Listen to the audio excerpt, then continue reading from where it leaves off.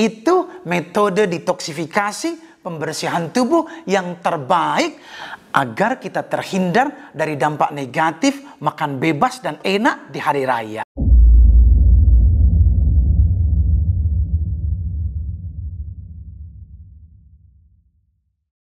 Selamat datang di Holistic Indonesia TV channel. Tubuh Anda adalah dokter yang terbaik. Ada pepatah yang mengatakan, kalau kita sayang tubuh, jangan manjakan lidah. Pepatah itu tidak berlaku di hari raya. Kenapa? Karena di hari raya, kita ingin memanjakan lidah, tapi kita juga sayang tubuh kita. Solusinya bagaimana? Pada kesempatan ini, saya akan membahas jurus jitu, makan enak, makan bebas, tapi tetap sehat. Ini buah yang secara khusus sengaja saya sajikan, dan ini berdasarkan pengalaman yang saya alami selama bertahun-tahun. Bapak dan Ibu sekalian, ada dua kelompok buah yang terbaik untuk kita makan selama beberapa hari pada hari raya Idul Fitri. Satu kelompok saya namakan buah super laksatif, yaitu buah yang memiliki dampak sebagai pencahar alami untuk melancarkan buang air besar. Yang kedua adalah buah super antioksidan, yaitu sebagai anti racun. Buah super laksatif adalah buah naga merah, pepaya. Ini bukan buah, biji selasih yang disarankan untuk diminum secara rutin ketika kita merayakan hari kemenangan Idul Fitri. Buah super antioksidan adalah jeruk, lemon, jeruk nipis, kurma, dan madu. Kelompok itu masuk sebagai super antioksidan, penangkal radikal bebas, karena ketika merayakan hari raya Idul Fitri, apa yang kita lakukan? Kita makan sepuasnya. Kita tidak peduli makanan itu menyehatkan ataupun tidak. Tapi pada hari itu dan beberapa hari sesudahnya, kita berharap bisa makan enak, makan bebas, tapi ingin tetap sehat. Jurus sehat ala holistik, makan bebas, makan enak, tetap sehat di hari raya. Menjelang hari raya, ada beberapa hal yang harus kita perhatikan. Yang pertama, perhatikan buang air besar kita tetap lancar. Karena ketika segala makanan, segala jenis daging-dagingan, kue-kuehan kita masukkan dalam satu waktu, tubuh akan menghasilkan sampah lebih banyak.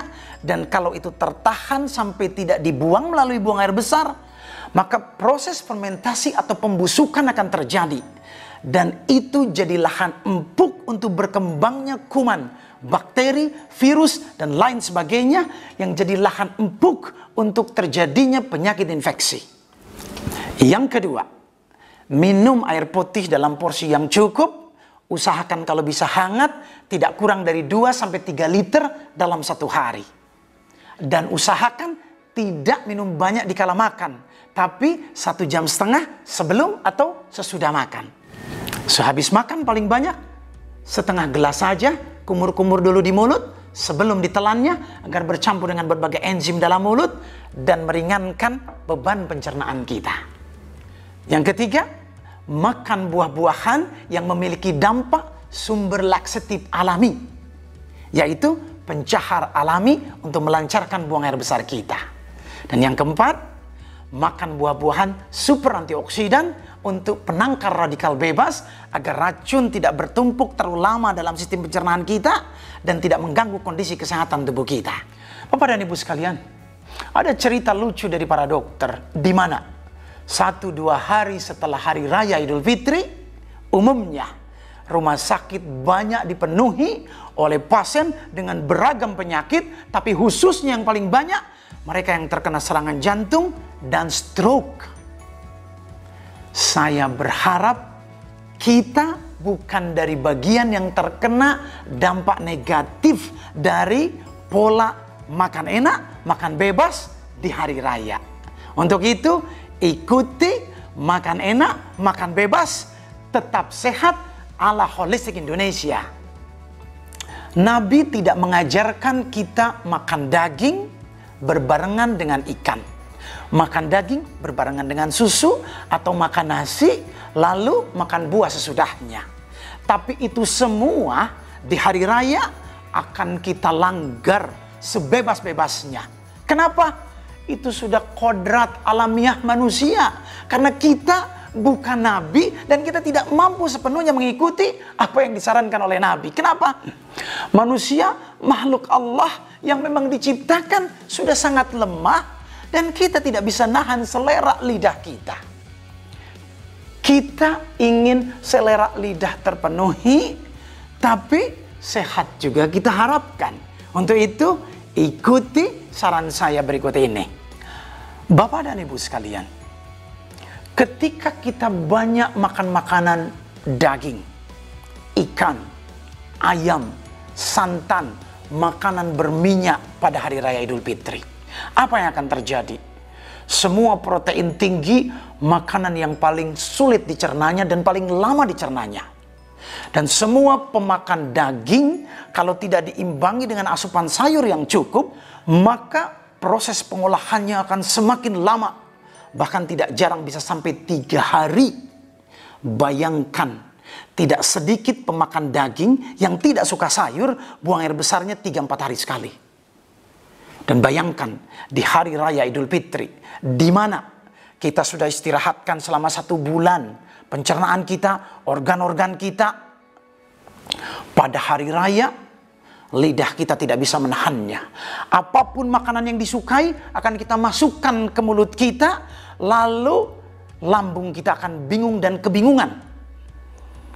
Apa dampaknya? Penumpukan racun tidak bisa dihindari. Ketika kita banyak makan dengan beragam makanan, daging, ikan, makanan bersantan, kue-kuehan, kita masukkan dalam satu waktu, apa yang terjadi? Tubuh akan menghasilkan sampah lebih banyak. Ketika tubuh banyak sampah, maka radikal bebas atau racun akan meningkat lebih banyak. Itu sebabnya kenapa buah super laksatif dan buah super antioksidan, agar yang satu melancarkan buang air besar, yang satu melawan radikal bebas supaya tidak berdampak jadi penyakit, bekerja secara seimbang dalam tubuh kita. Untuk itu semua, di hari raya Idul Fitri, kita boleh makan enak, kita boleh makan bebas, tapi kita jangan lupa makan buah super laksatif dan buah super antioksidan. Makan sebanyak yang kita bisa untuk mengimbangi dampak dari makanan racun yang kita penuhi ke tubuh kita. Yang pertama, ketika kita bangun tidur pada hari raya Idul Fitri, langsung minum air hangat 1-2 gelas. Bagi yang tidak punya penyakit diabetes, campurkan dengan 2 sendok makan madu. Setelah itu, makan kurma 3 biji, dan itu sunnahnya dari Nabi kita Muhammad SAW.